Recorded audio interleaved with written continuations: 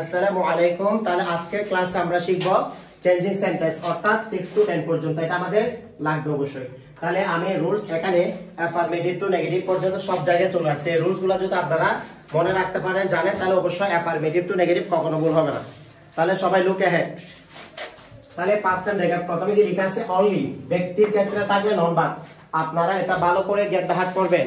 Look ahead, সামনে দেখো কেউ লিখবে না, স্টপ রাইটিং। তাহলে প্রথমে অনলি ব্যক্তির ক্ষেত্রে হলে নাম্বার ইউজ করতে হবে, অনলি বস্তুর ক্ষেত্রে হলে নাথিং বা, অনলি সংখ্যার ক্ষেত্রে হলে নট মোর দেন বা নট লেস দেন। এখানে দুইটা অপশন দেওয়া আছে, আমরা যে কোনো একটা অপশন লিখবো, ঠিক আছে।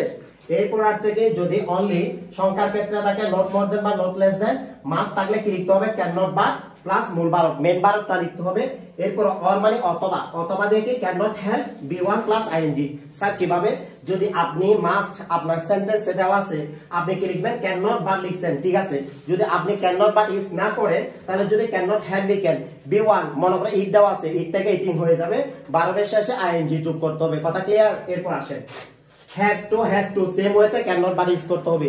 এজন্য আমি পাশে লিখে দিয়েছি same of the rule, same the rule of the must, মানে অর্থাৎ এই রুলটা ইউজ করবেন। ক্যান নট বাট বা ক্যান নট হেল্প বারবার শেষে আইন যুক্ত করবেন। কথা বুঝা আসছে সবার? এরপর আসেন এখানে যদি এভরি প্লাস নাউন, এভরির পরে একটা নাউন দেওয়া থাকতে হবে। নাউন দেওয়া থাকলে আপনি কি লিখবেন, দেয়ার ইজ নো, এরপরে প্লাস নাউন, এরপরে প্লাস বাট। এই সূত্রটা আপনাকে কি করতে হবে, মুখস্থ করতে হবে। এরপর আসেন এভরিবডি থাকলে দেয়ার ইজ নাম্বার লিখতে হবে, এভরিবডি থাকলে দেয়ার ইজ নাম্বার।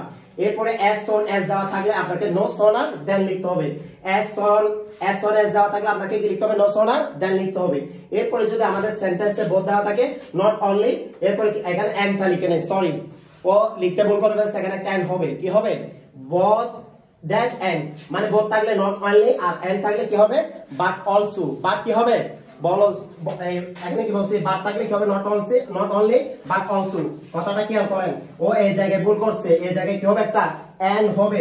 তাহলে বোথ দেওয়া থাকলে নট অনলি, আর যদি এখানে এন্ড দেওয়া থাকে কি হবে, বাট অলসো। এরপর আসে write the missing line. Always থাকলে আপনাকে কি লিখতে হবে, নেভার প্লাস বিপরীত শব্দ। অলওয়েজ এর বিপরীত কি হবে, নেভার, ঠিক আছে।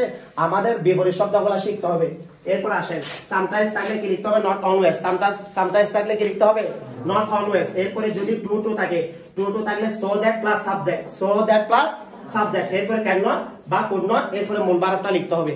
এরপর আসেন এস এস থাকলে আপনাকে নট লেস দেন লিখতে হবে, এস এস থাকলে কি লিখতে হবে, নট লেস দেন লিখতে হবে। মেনি থাকলে নট এফ ইউ, মেনি থাকলে not F U, F U থাকলে নট মেনি, এফ ইউ থাকলে নট মেনি। এ লিটল থাকলে নট মাস, এ লিটল থাকলে নট মাস, মাস থাকলে নট এ লিটল, মাস থাকলে কি নট এ লিটল। এই সেন্টেন্স গুলা যদি আপনারা মুখস্থ করতে পারেন, মনে রাখতে পারেন, তাহলে অ্যাফারমেটিভ টু নেগেটিভ কখনো ভুলবে না। আমার কথা হচ্ছে, আমি আরেকবার revise for the last time, শেষবার মতো একবার বলতেছি, আপনারা অ্যাফারমেটিভ টু নেগেটিভ পর্যন্ত 6 টু 10 পর্যন্ত দেওয়া আছে। আমরা ভালো করে রুলসটা মুখস্থ না করার কারণে আমরা পারি না। ক্লাস 10 এখন যদি আমি কাউকে জিজ্ঞাসা করি আপনি সেন্টেন্সের রুলসটা বলেন, পারবে না, দেখিয়ে। তাহলে আমাদের কি করতে হবে, আজকে আমরা বাসায় গিয়ে অনলি দেওয়া থাকলে কি, এগুলা আমি এক্সাম্পল আপনাদেরকে পরবর্তী ক্লাসে বোঝাবো। কারণ জাস্ট আগে যদি আমরা বেসিকটা কনসেপ্ট ক্লিয়ার না করি তাহলে কখনো পারবো না।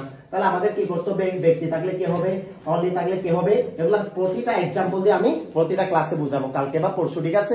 ক্লাস অর্থাৎ এই অ্যাফারমেটিভ টু নেগেটিভ শেষ হয়ে যাবে। আজকে আপনাদের বাড়ির কাজ থাকবে, এসডব্লিউ থাকবে, এগুলো সবগুলা গেট বাই হার্ট করা।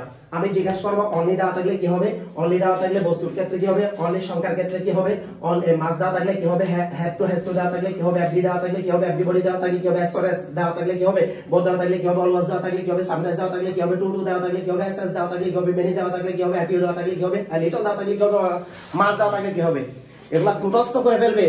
আমি আপনাদেরকে বুঝাইছি দি কেন, আমরা যদি এটা যদি রুলস মুখস্থ করে ফেলি, এই রুলসটা আমি দেখছি আমার ইনসাইডলি কাম টু দ্য লাইফ, কথায় কথা বাইরে যাবে। কেন আমি সব সময় বলি, একটা পড়া মুখস্থ করতে বলছে স্যার আমাকে, ফেসল পয়েন্ট ফার্স্ট পেন পসিবল ফা প্ল্যান ফে পা ফু public specific punctual thing parcel project price big need probably I need a pen pencil he is a perfect person Peter রেসপিটার timely please come here today. রুলসগুলো এভাবে মুখস্থ করতে হবে। যখন মুখস্থ করার পর সকালে আপনি কি করছেন, লুক অ্যাট, ডোন্ট লাফটার, হাসাহাসি করবেন না, মনোযোগ ইম্পর্টেন্ট, অ্যাটেনশন প্লিজ।